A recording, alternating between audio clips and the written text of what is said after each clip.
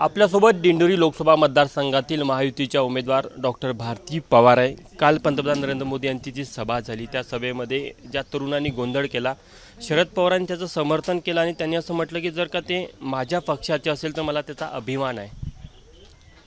कसं असतं की ही लोकशाही आहे, लोकशाहीमध्ये प्रत्येकाला अधिकार आहे प्रश्न मांडण्याचा। आम्ही शेतकऱ्यांचीच लेकरं आहोत आणि वेळोवेळी या प्रश्नावर, कांदा प्रश्नावर आम्ही कामही केले। 5 वर्षापासून मी तर माझे पत्रव्यवहार पण हे जनतेसमोर आपल्या माध्यमातून वेळोवेळी ठेवले। काल सुद्धा आमचे जे मान्य वरिष्ठ नेता होते, मान्य भुजबळ साहेब होते, मान्य भुसे साहेब होते, मान्य गिरीश भाऊ होते, या सगळ्यांनीच आपली भूमिका स्पष्ट केली। कांदा प्रश्नावर सगळेच बोलले। पंतप्रधान आदरणीय मोदीजी सुद्धा कांदा प्रश्नावर अतिशय काल विस्तृतपणे बोलले, परंतु ठराविक राजकीय पक्षाचे पदाधिकारी येऊन काल ज्या पद्धतीने त्यांनी प्रश्न उपस्थित केला, मला असं वाटतं की ते पदाधिकारी आहेत, कुठल्या पक्षाचे आहेत, त्यांनाही अधिकार आहेत, त्यांचंही व्यासपीठ आहे, त्यांनी त्यांच्या व्यासपीठावरून जो त्यांचे प्रश्न आहेत मनातले तो नक्कीच आम्हाला विचारावा। या लोकशाहीच्या मार्गाने आम्ही जनतेचे उत्तर देण्याचं आमचं दायित्व आहे आणि त्या आमची जबाबदारी आहे। आणि त्यामुळे मला असं वाटतं की कुठेतरी एक स्टंट करायचा, जाऊन सभेमध्ये प्रश्न विचारायचा आणि मग ते जर त्यांच्या पक्षाचे व्यासपीठ असेल तर तुम्ही तिथे न बोलता इथे येऊन येतात, म्हणजे नक्कीच तुमची अपेक्षा मोदीजींकडनंच आहे, तुमचा सुद्धा विश्वास नरेंद्र मोदीजींवरच आहे, हेही अधोरेखित झालं। आणि दुसरा विषय की एक प्रकारची चुकीची राजकीय गलिच्छ प्रकार या जिल्ह्यामध्ये सुरू झाला आहे, तो बिलकुल जनतेला मान्य नाही। त्याला कालचं तुमचं असं म्हणणं आहे की ती एक स्टंटबाजी होती, तो शेतकऱ्यांचा आक्रोश नव्हता? नक्कीच नाही। ते संबंधित राजकीय पक्षाचे पदाधिकारी आहेत।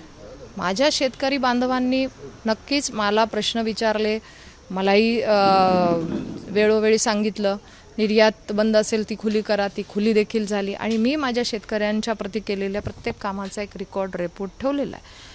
आणि काल पंतप्रधान मोदीजी सुद्धा बोलले, परंतु ते ऐकण्याच्या आधी आमच्याही भाषणातनं, प्रत्येकाच्या भाषणात आल्यानंतर सुद्धा जर एखादी व्यक्ती, राजकीय पक्षाची व्यक्ती जर असं करत असेल, मला असं वाटतं की त्यांच्या सभेला कोणी पोचलं नाही, लोक आले नाही, त्याची चिडचिड कुठेतरी मनात असेल, म्हणून मग इथे येऊन तरी प्रसिद्धी मिळावी, असं मला वाटतं की ही पद्धत नाही आहे राजकीय। आपण आपला पक्षाची भूमिका आपल्या स्टेजवर मांडा, आम्ही जनतेसमोर मांडतोय आणि शेतकरी हे सगळं जाणून आहेत की किसान सन्मान योजना असेल, ड्रायपोर्ट मार्गी लावणं असेल, आमच्या भागातल्या वेळोवेळी गारपीट असेल, अनुदान देण्या कांद्याच्या। मला असं वाटतं का की तुमचं म्हणणं आहे का की विरोधक कांद्याच्या प्रश्नाला घेऊन दिशाभूल करत आहे शेतकऱ्यांची?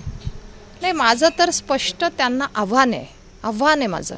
60 वर्षामध्ये काँग्रेसने कांदा प्रश्नावर काय काम केलं?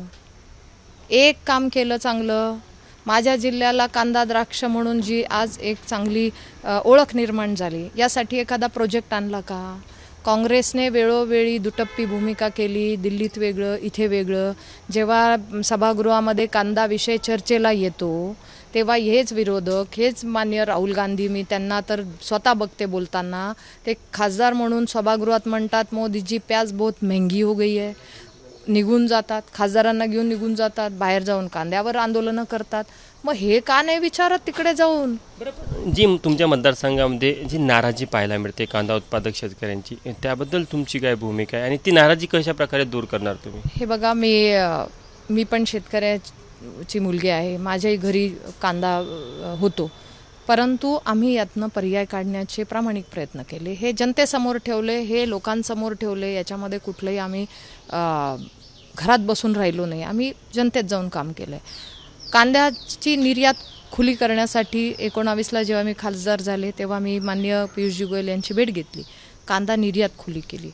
त्यानंतर कांदा निर्यात खुली असताना पण भाव कमी झाले, तेव्हा अनुदान देणारे पहिले मुख्यमंत्री माननीय देवेंद्रजी होते। आत्ता देखील माननीय शिंदे साहेबांनी सुद्धा हे अनुदान चालू ठेवलं आहे। तिसरा मुद्दा मी सांगेल की आम्ही जेव्हा गारपीट झाली, कांद्याचं नुकसान झालं, तेव्हा पण नुकसान भरपाई दिली, स्वतः आम्ही फील्डमध्ये फिरलो, शेती मालाची नुकसान बघण्यासाठी आम्ही शेतात गेलो. माननीय गिरीश भाऊंनी सुद्धा, भुसे साहेबांनी सुद्धा, भुजबळ साहेबांनी सुद्धा वेळोवेळी यासाठी अनुदान मिळवून देण्यासाठी प्रयत्न. शेतकऱ्यांची तीच नाराजी आहे की निर्यात बंदी उठवली तरीही भाव वाढले नाही, शेतकऱ्यांच्या पदरात 2 पैसे जास्त येत नाही. मला असं म्हणायचं आहे की त्यासाठीच आम्ही निर्यात खुली करण्याचा आग्रह केला आणि सरकारने ऐकलं. आमच्या हक्काचं सरकार आहे जे वेळोवेळी ऐकतं. आम्ही भांडतो, सरकारमध्ये राहून आम्ही भांडतो या प्रश्नावर आणि भांडत राहणार आहे. कांदा हा आमच्यासाठी राजकीय मुद्दा नाही आहे. भाव वाढला नाही हा शेतकऱ्यांचं म्हणणं आहे. बघा तुम्ही मागच्या काळात 60 वर्षाच्या पण पावत्या यायला लागल्यात आता मीडियावर. त्यांच्या काळातला पण आम्ही भाव बघितला. आता आमची अपेक्षा आहे किमान 1,500 ते 2,000 भाव पाहिजे. त्यासाठी आम्ही प्रयत्नशील आहोत आणि त्यातनं शाश्वत मार्ग काढा हे सुद्धा काल स्वतः माननीय देवेंद्रजींनी सांगितलं आणि माननीय पंतप्रधानांनी सांगितलं की हा विषय आपल्याला कायमस्वरूपी सोडवायचा आहे. ड्रायपोर्ट हा त्याचा एक पर्याय आहे हो. ड्रायपोर्टला समजूनच घेतलं नाही. विरोधक ड्रायपोर्ट काय हेच माहिती नाही आहे. ड्रायपोर्ट आज 107 एकरांवर उभा राहणारा प्रोजेक्ट आहे जो शेतकऱ्यांच्या हितासाठी इथून एक्सपोर्ट होणार आहे. कांदा असेल, द्राक्ष असेल, भाजीपाला असेल, डाळिंब असेल, फुलं असतील, हे ड्रायपोर्टच्या माध्यमातून डायरेक्ट त्यांना ॲक्सेस मिळणार आहे. इथे ऑफिसेस येणार आहे, इथे मोठा रोजगार लॉजिस्टिक उभं राहणार आहे. हे शेतकऱ्यांसाठी गरजेचं आहे आणि ते करण्यासाठी आम्ही शेतकऱ्यांना सगळ्यांना हे समजून सांगतोय आणि शेतकऱ्यांचाही विश्वास आहे की जे सरकार दोन्ही राज्य केंद्र सरकारच्या माध्यमातून मदत झालेली आहे त्या मदतीने कांदा प्रश्न सुटणार आणि ही नाराजी मी स्वतःही सांगितलं की ही नाराजी काढण्याची वेळ नाही, आपल्याला मार्ग काढायचा आहे. त्यासाठी मी विनंती करते की मला आशीर्वाद द्या, आपण यातनं मार्ग काढू. 60 वर्षात ज्यांनी केलं नाही त्यांना तर बोलण्याचा अधिकार नाही. त्यांनी फक्त निर्यात बंदी केली, त्यांनी ती का केली याच्यावरही ते उत्तर देत नाही. आता मात्र पर्याय निघायला लागल्यावर कुठेतरी त्यांची कुठेतरी पोटदुखी वाढली असं मी म्हणेल आणि म्हणून त्यांच्याकडे मुद्दे नाही आहेत. आम्ही मात्र शेतकऱ्यांसाठीचा हा मुद्दा आमच्यासाठी प्रायोरिटी आहे. होत्या डॉक्टर भारती पवार. कॅमेरामॅन अमोल देशमुखसह तुषार कोहळे, ABP माझा, नाशिक. ABP माझा, उघडा डोळे बघा नीट.